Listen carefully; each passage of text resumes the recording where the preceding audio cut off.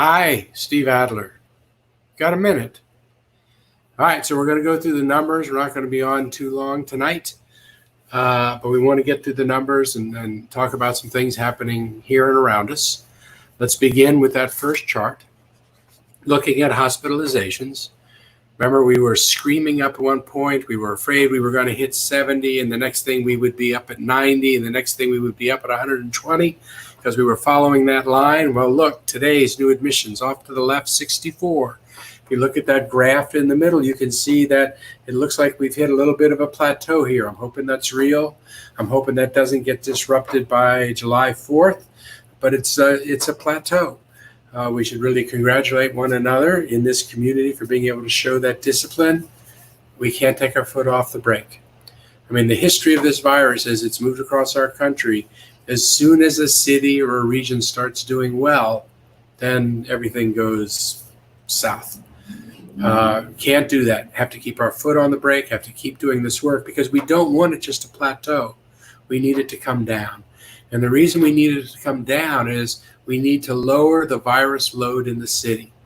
Only when we lower the virus load out in the community will we actually be able to really do things like opening up schools and opening up more businesses and having people not spend so much time in their home. Because we have to make sure that when you head out into the community, it's not like every other person you run into could have the virus. We have to change that so that the community can be out more. 64 new hospitalizations today. Our 7-day moving average is 70.3, and that's a real good number to see. That number comes down a little bit. It was 70.6 yesterday, but again, we want to have it come down, not just flatten out. Look over to the right side. In white, number of new cases today, 232. The 7-day moving average is 415. That's a really good number. I can never really be sure with cases, though, whether that's representing something that's really significant or if the testing has just been so delayed, some tests not coming back for 8, 9, 10 days. It's not a reliable indicator. But anticipating that about now it wouldn't be a reliable indicator is why we moved to be focusing on hospitalizations. And when we did that here in Austin, I'm not sure that there was any other city in the country that was focused on hospitalizations instead of cases. Look at the mint-colored numbers at the bottom. Number of people hospitalized, 7-day running average, 462. Tonight in our hospitals, there's 469. 469, so close to our 7-day running average, closer than we've been. ICUs, 7-day running average, 151. Our count in the ICUs is 158. So while that gap may be closing a little bit, we're still accelerating in a 7-day period. Today, we're still higher than that 7-day average, shows we're still accelerating. Ventilators, we're at 102. Actually, in our vents here tonight, the number of people on ventilators over a 7-day running average, 93. So you can see that on our ventilators, we're accelerating. You would expect to see each one of these things have a bigger gap as we move from cases to hospitalizations to ICUs to people on ventilators. And then finally, for people who are passing away. I have a chart. I don't know if Anita was able to copy that last chart down. And we'll get to that in a second. It's the last thing I emailed to you. So let me talk about this chart here. It's summer surge. This demonstrates what I was talking about lagging indicators. So here are our actual numbers, and it shows you the relationships of the curves.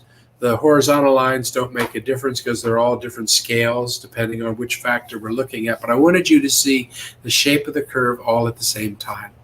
What we know about this virus is that when you reopen something, when you have a lot more interactions, it takes a while for that virus to regain its hold, and then it starts coming up. And that's what we see. So in June, but the first thing that moves up are the cases. Because cases are going to move up, within 3 to 14 days after an infection. And then the next thing that starts moving up is hospitalizations. Hospitalizations stay flat while cases start going up. But then when these cases The ones that are somebody's really significantly sick, has to go to a hospital, well, then the hospital gets engaged. And you see then that red line starting to go up.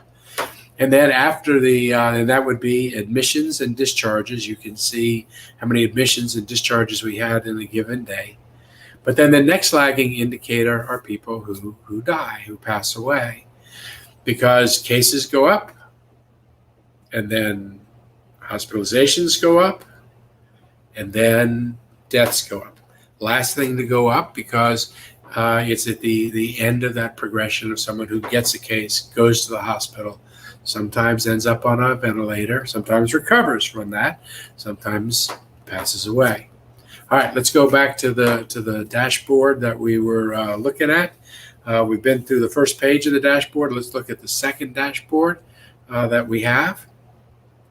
And that's where we can see the total number of cases up at 17,215. That's up to 232 cases from today. You can see that 196 of the total number of people in our community that have passed away. Yesterday's number was, we were at 189, which means 7 additional people have passed away. The number of people that have passed away, like a quarter of the number of people roughly that have passed away in the last week or so. That's because we have all the cases and they're now running through our system. So our deaths are mounting in the city. All right, let's take a look at the chart that just tracks admissions. It looks like that color chart that was in the middle of that first dashboard, but with a little bit more detail on it, less like a figure. The blue line are the data points we get that show you the actual number of hospital admissions. And then the yellow line is the 7-day moving average. We went down to 64 today, so that last point on the blue line is at 64. And because we were at 64, which was low, that yellow line began to drop down. You can see how that's kind of plateaued and the last day went down. You can get a hint as to what may happen with the hospitalization number by looking at the number 7 days ago, because tomorrow that number that is 7 days ago today won't be counted because it'll be 8 days ago. But you can count the marks on the blue line. Tonight at 64 is 1, 2, 3, 4, 5, 6, 7. So about 7 days ago, the seventh number ago was a number below 70. So if we get a number above 70, we know our number is going to go up. If we got a number at 68, probably our 7-day average will stay the same because we're just replacing 168 with another one. But anyhow, that's how those numbers work. All right, those are the numbers for today. I thought it was interesting today that the Texas Education Agency issued new rules for schools across the state. In our area, we know that the schools follow the directions and orders of our health authority, Dr. Escott, and he has ruled that there aren't any in-school classes until after Labor Day. A lot of discussions are going on right now with the schools, with Dr. Escott, on what might be safe. After that point, Dr. Escott has said the default assumption should be that people are not going to school. The reason for that is we have such a high virus load in our city. A lot of students would show up infected. A lot of teachers would show up infected, even if we didn't know about it. So they're taking a look at what makes sense for schools, the number of people, should it open for some students that are perhaps most at risk, and what would that look like and what would that be? Our local health rules control. But at the state level, I think it's just important to note that TEA is relaxing their rules, making sure that schools that decide not to have in-school training get their funding from the state with certain rules and regulations. They're giving schools in different parts of the state greater flexibility to fashion rules for their part of the state. That's something that I wish our state would do more of, and it's good to see that in the TEA context. Hey, on this site, we have been making sure everybody knows about the 3 new grant programs that are opening up. supporting different kinds of organizations that are struggling to make their payroll or to pay their rent or for other essential business costs. Well, the City of Austin has now put the entry point for all three of those funds all on the same landing page. This is for small businesses, it's for nonprofits, it's also for child care centers that are trying to hang on to. They all have upcoming deadlines, so you need to apply. But here's the website that you should go to, atxrecovers.com. atxrecovers.com. If you know anybody that needs relief, this is one place they could go. Also, today, Austin Public Health, on the page where you can go to sign up to get a test. It's a free test. Again, we're urging people to go there that don't have insurance or it's difficult for them to get a test. Many of us, if we need a test, can get it from our physician. It's almost always covered by insurance. Make sure that if you go to a place like that, make sure that there are no hidden charges. If you go up to an emergency room to get a test like that, pay an emergency room, emergency center, clinic may very well charge you for the visit. You don't want to do that, but make sure that you know all the charges, if any, that you're going to get charged. But at Austin Public Health, no charges. You just sign up. But what's important is that going to that site right now, they've increased the number of languages that someone can interact with that site. So Vietnamese, Korean, and Chinese. Now, if you went to that site, you could get assessed and sign up for a site. That gets added now then to the English and to the Spanish versions to make it as practical as possible for as many people as possible to get the COVID testing. I want to remind you that tomorrow, July 18th at 10 a.m., Austin Public Health is holding a virtual Facebook this weekend about COVID-19 and the African American community. It takes place on Facebook, so you need to go to the Austin Public Health page on Facebook, and you'll get a chance to hear from a community panel. You get answers to your questions live, and you're going to be able to give input that you think Austin Public Health should have. A couple thoughts at the 300-foot level. The United States set yet another record today for cases. And with in one day, with over 70,000 cases just in one day today in the United States. It wasn't that long ago that we passed 40,000 cases, and it was a really big deal. I mean, 40,000 people in one day in the United States getting the case. But that was a ways back when we crossed 40,000. It was 3 weeks ago. 3 weeks ago, we passed 40,000, and today we're passing 70,000 on the day. Texas reported a record 174 COVID-related deaths today. That surpasses the record, which was the day before, yesterday. It was 129. So we went from 129 to 174 people passed away in the state. Other cities and parts of the state are seeing just what we're seeing here with a number of new cases, number of new people in the hospital 3 weeks ago, 4 weeks ago, 5 weeks ago, and now they're seeing that same bump in people who are losing their lives to this horrible virus. There were 10,256 new COVID cases altogether in the state, bringing the state's total to over 307,000 cases. Texas and Arizona, both bringing in coolers and refrigerated trailers to help with bodies as morgues fill up.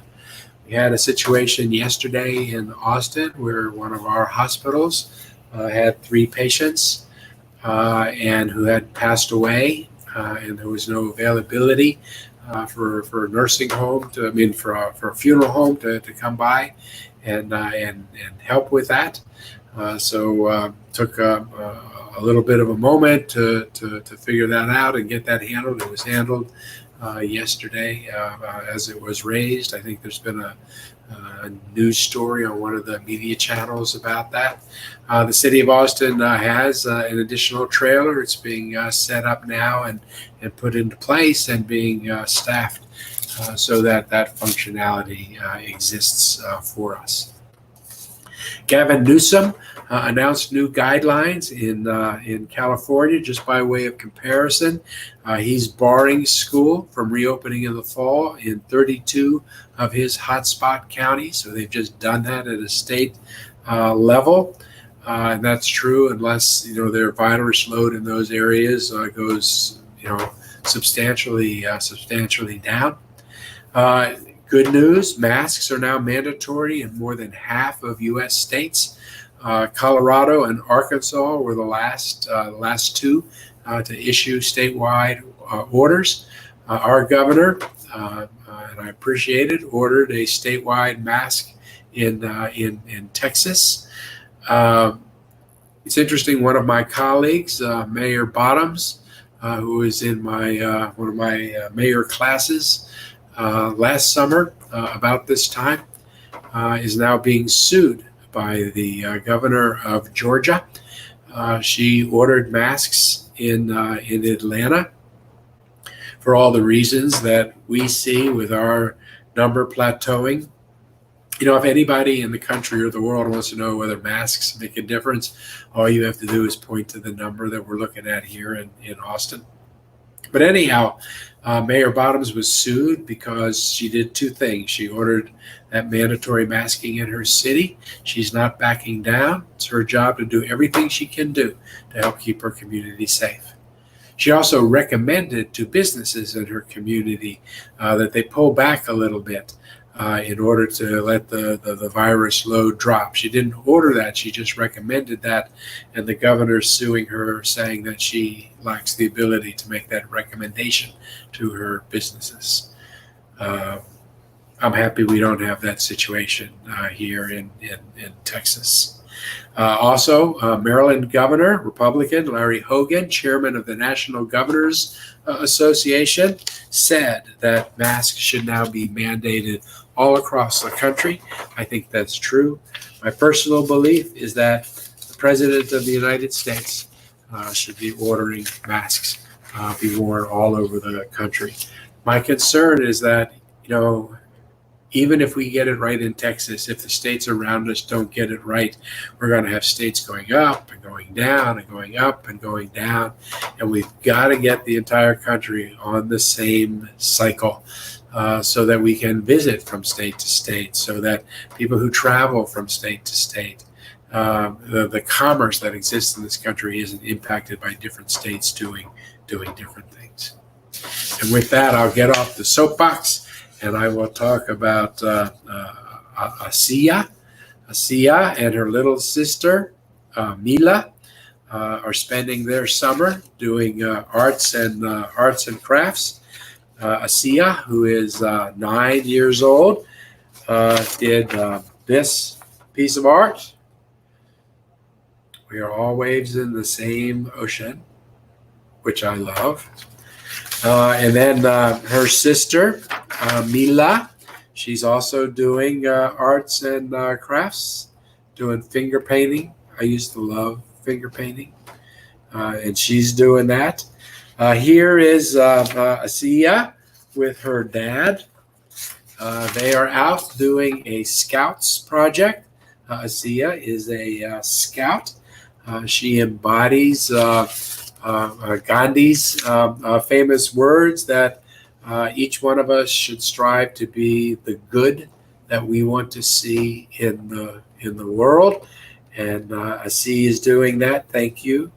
Asiya says that she's missing her friends and teachers. And for that reason, she is encouraging everyone to wear their masks. And that's true. I mean, the best way for us to make sure that we can sustain an open economy, to get to the best chance to be able to open up our schools, the best chance for us to be around other people is for everybody to wear masking, for us to encourage everyone around us to do that. You can do that silently. If everybody in the room is wearing a mask, the one person who isn't oftentimes will begin to feel a little self-conscious about it. And that's what we need to make happening. She plans to transfer her designs, Asiya, from the artwork that she has to fabrics, and she wants to make tote bags out of her artwork, which I think is just great, and raise money for charitable causes. Thank you, Asiya. Your art and your mission has inspired us. You can have any pictures or anything. We just flashed up there a place to send them to us, and let us all share what you and your family are doing. And with that, I want to say good night. You all take care and be safe.